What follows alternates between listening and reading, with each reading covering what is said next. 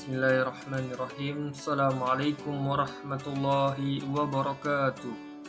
Innal hamdalillah nahmaduhu wa nasta'inuhu wa nastaghfiruh. Na'udzubillahi min syururi anfusina wa min sayyiati a'malina. May yahdihillahu fala mudhillalah wa may yudlil fala hadiyalah. Asyhadu an la ilaha illallah wa asyhadu anna Muhammadan abduhu wa rasuluhu la nabiyya ba'dah. Yang saya hormati Bapak Idrus Al-Ghifari SHMH selaku dosen pengampu mata kuliah Hukum Perdata Internasional. Pertama-tama marilah kita panjatkan puja dan puji syukur kita atas kehadirat Allah Subhanahu wa taala yang mana telah memberikan kita kesehatan, kenikmatan iman sehingga dapat menjalankan rutinitas kita seperti biasa dalam keadaan sehat walafiat. Kedua kalinya selawat dan salam tak lupa kita junjungkan kepada junjungan kita Nabi Agung Muhammad SAW yang mana kita nantikan syafaatnya di yaumul kiamah kelak. Amin amin ya rabbal alamin. Perkenalkan, nama saya Ovia Tetarisanto, NPM 1921010199, kelas C, Prodi Hukum Keluarga, Fakultas Syariah UIN Raden Intan Lampung. Di sini saya ingin memaparkan materi hukum perdata internasional yang saya pelajari satu semester di semester 6. Langsung saja untuk materi yang pertama, yaitu pengertian hukum antar tata hukum. Hukum perdata internasional disepakati adalah ilmu yang sangat sulit, tidak gampang untuk memahaminya. Hal ini antara lain disebabkan dari istilahnya. Para penulis tidak sepakat yang menimbulkan perbedaan paham. Antara lain, perdata berarti menyangkut masalah orang perorangan. Tetapi mengapa internasional yang berarti antar bangsa? Selain itu berbagai istilah disepakati oleh para penulis, yaitu conflict of law, dalam bahasa Indonesia hukum perselisihan, private international law, yang menimbulkan konotasi bermacam-macam, sehingga timbul anggapan seolah-olah dengan cabang ilmu ini tiada hari tanpa adanya konflik, sehingga timbulnya ejekan. Conflict of law itu diganti saja dengan conflict of layer. Perbedaan pendapat sebenarnya tidak perlu, karena HPI itu sebenarnya adalah hukum perdata internasional yang mempunyai unsur asing. Hubungan-hubungannya yang bersifat internasional. Sumber semata-mata hukum nasional belaka. Tidak ada konflik. Yang ada adalah masalah pilihan hukum. Memilih hukum mana yang akan berlaku apabila terdapat pertemuan antara dua atau lebih sel hukum pada suatu ketika. Mungkin itu saja untuk materi yang pertama. Untuk materi yang kedua, titik-titik pertalian. Menurut Sudargo Guatama, titik-titik perkalian merupakan suatu hal atau keadaan yang menyebabkan berlakunya suatu sistem hukum tertentu.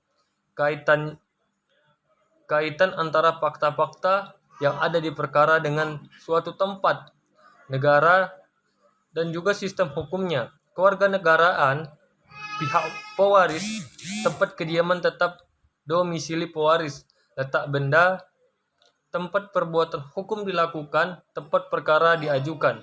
Macam-macam titik pertalian. Yang pertama, titik pertalian primer. TTP meliputi kewarganegaraan, bendera kapal, domisili, tempat kediaman, tempat kedudukan, dan hubungan hukum di dalam hubungan internasional. Yang kedua, titik pertalian sekunder. Dalam persoalan HPI dikemungkinkan juga titik taut primer merupakan dalam hal mengenai kewarganegaraan, bendera kapal, domisili, tempat kediaman, tempat kedudukan, letak dari benda, tempat ditandatangani kontrak, tempat pelaksanaan perjanjian, tempat di mana perbuatan melanggar hukum itu pilihan hukum, tempat diadakannya perbuatan-perbuatan resmi yang penting. Untuk materi ketiga adalah prinsip kewarganegaraan dan prinsip domisili. Menurut Graham Murdoch, Pada tahun 1994, kewarganegaraan adalah suatu hak agar dapat ikut serta maupun berpartisipasi secara utuh di dalam berbagai pola struktur sosial, politik, dan juga kehidupan kultural, agar dapat menciptakan suatu hal yang baru selanjutnya, karena dengan begitu akan membentuk ide-ide yang besar. Menurut Harris Schwartz, menjelaskan bahwa demokrasi ialah suatu bentuk pemerintahan rakyat. Karenanya kekuasaan pemerintahan melekat pada rakyat juga merupakan HAM bagi rakyat untuk mempertahankan, mengatur, dan melindungi diri dari setiap paksaan dalam suatu badan yang diserahkan untuk memerintah. Materi yang keempat yaitu penunjukan kembali, Renvoy. Renvoy adalah penunjukan kembali pada sistem hukum yang semula menunjuk. Renvoy terjadi disebabkan karena di dalam penentuan status personal, negara-negara di dunia adalah yang mengandung asas domisili dan asas nasionalitas. Di Indonesia, istilah yang dipakai untuk Renvoy adalah penunjukan kembali. Pada dasarnya, Renvoy timbul karena adanya berbagai sistem hukum di dunia yang masing-masing memiliki sistem hukum perdata internasional. Renvoy dapat bersifat nasional dari hukum perdata internasional.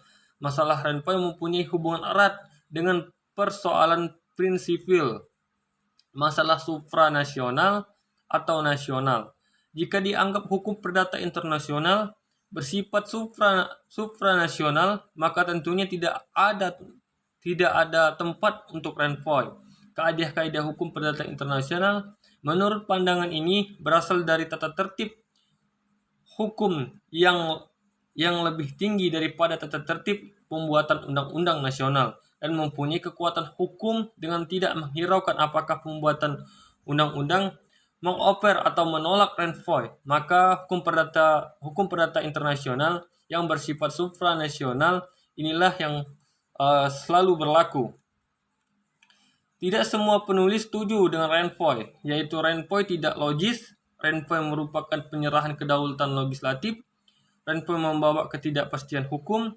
Terdapat alasan-alasan pro Renvoy, yaitu Renvoy memberikan keuntungan praktis, jangan plus loyalis Cleroy, bersifat lebih raja dari raja itu sendiri, keputusan-keputusan yang berbeda, dan harmoni dari keputusan-keputusan.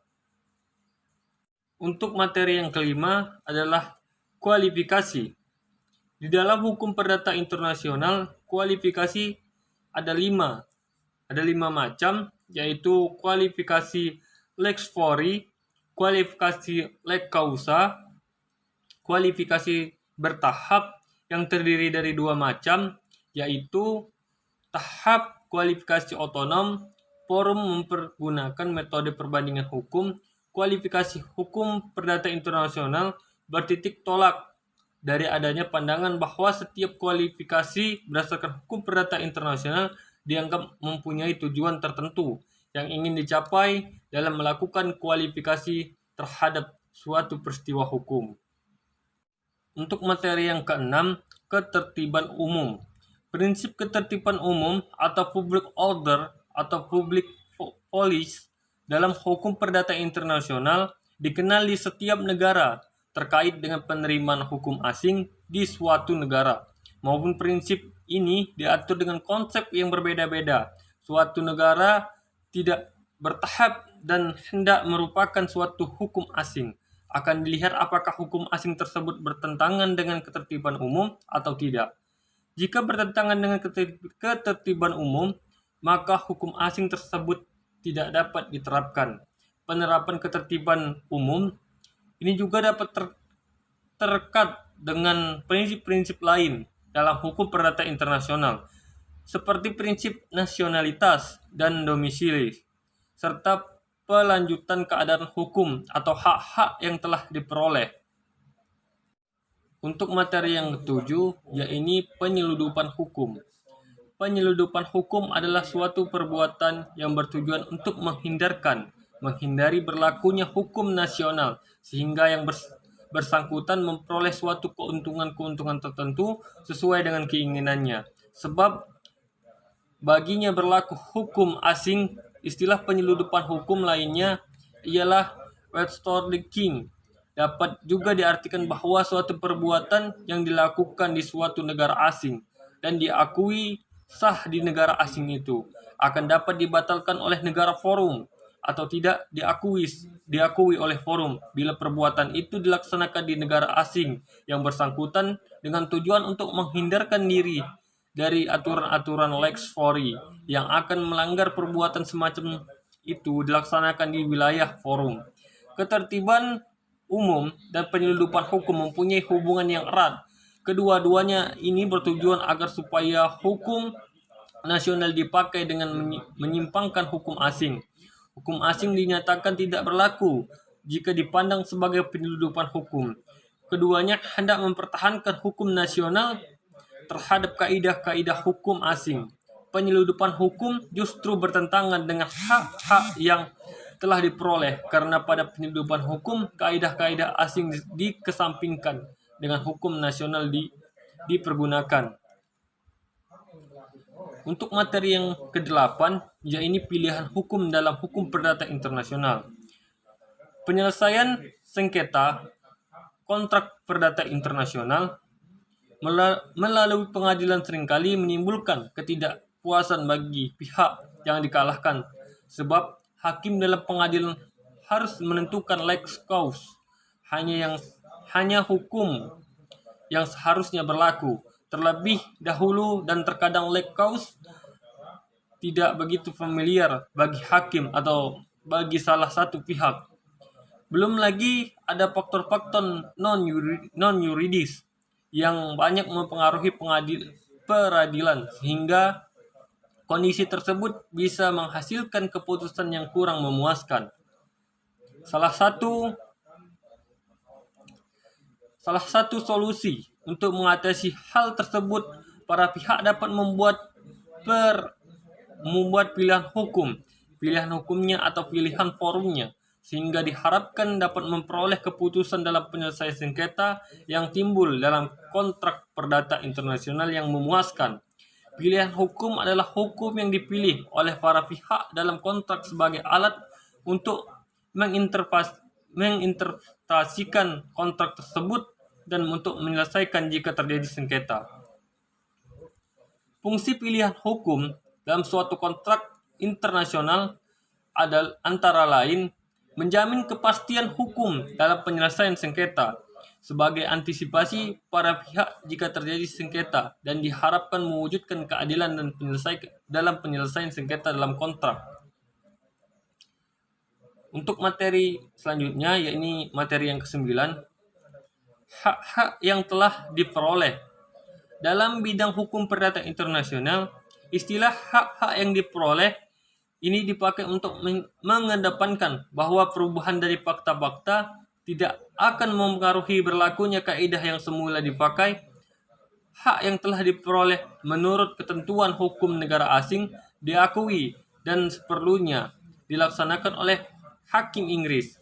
Sepanjang hak-hak ini tidak bertentangan dengan konsepsi public policy Inggris, ajaran hak-hak yang telah diperoleh justru menghendaki kebalikannya, bukan hukum asing yang dikesampingkan.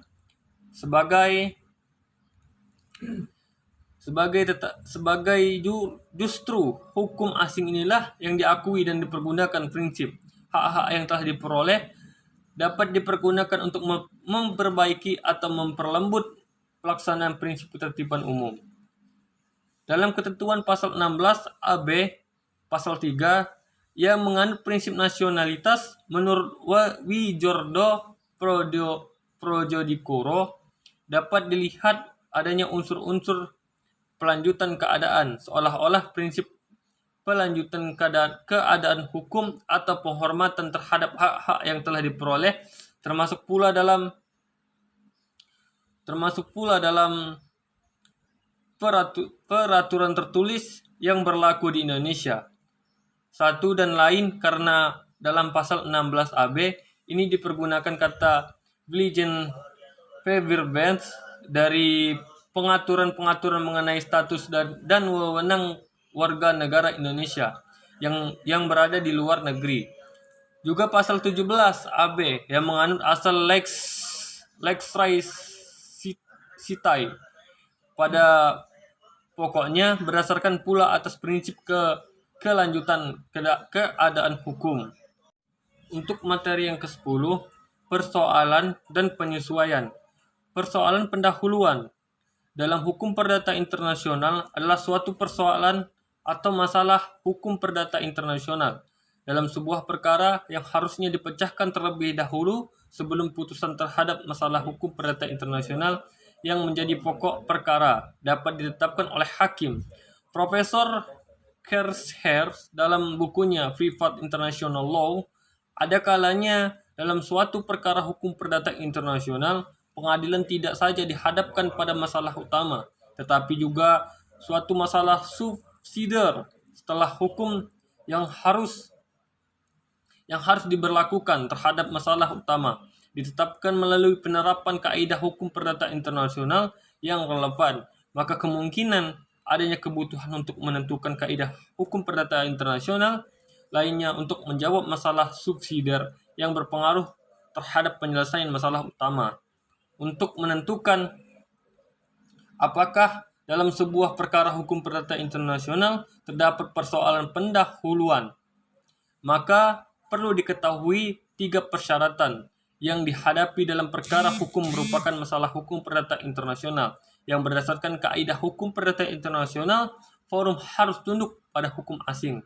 Dalam perkara yang sama harus terdapat subsidiaris ius yang mengandung unsur asing yang sebenarnya dapat timbul sebagai masalah hukum perdata internasional yang terpisah dan diselesaikan melalui penggunaan kaidah hukum perdata internasional lainnya secara independen. Kaidah hukum perdata internasional untuk menentukan bagi subsidiary issues akan menghasilkan kesimpulan yang berbeda dari kesimpulan yang akan dihasilkan seandainya like cause dari main issues yang digunakan. Untuk materi selanjutnya atau materi yang ke-11, yakni penyesuaian. Penyesuaian adalah suatu kegiatan meliputi suatu pengertian hukum asing ke dalam pengertian hukum terminologi hukum sendiri. Penyesuaian itu meliputi transposition, substantial, adaptation, dan berdasarkan suatu ketentuan peraturan. Transposition adalah pemindahan dari hubungan-hubungan hukum, perbuatan-perbuatan hukum, atau penyataan kehendak menurut suatu sistem hukum tertentu ke dalam pengertian-pengertian hukum lain. Menurut Clawins, penyesuaian merupakan salah satu cara kualifikasi yang khusus pada waktu membahas perkara adopsi Belgia di atas. Beliau menyatakan bahwa penyesuaian ini merupakan pula suatu kualifikasi problem. Dalam kualifikasi yang biasa, hukum yang harus dipergunakan belum dipastikan, sedangkan di dalam penyesuaian, hukum yang harus dipergunakan sudah ditemukan atau sudah dipastikan.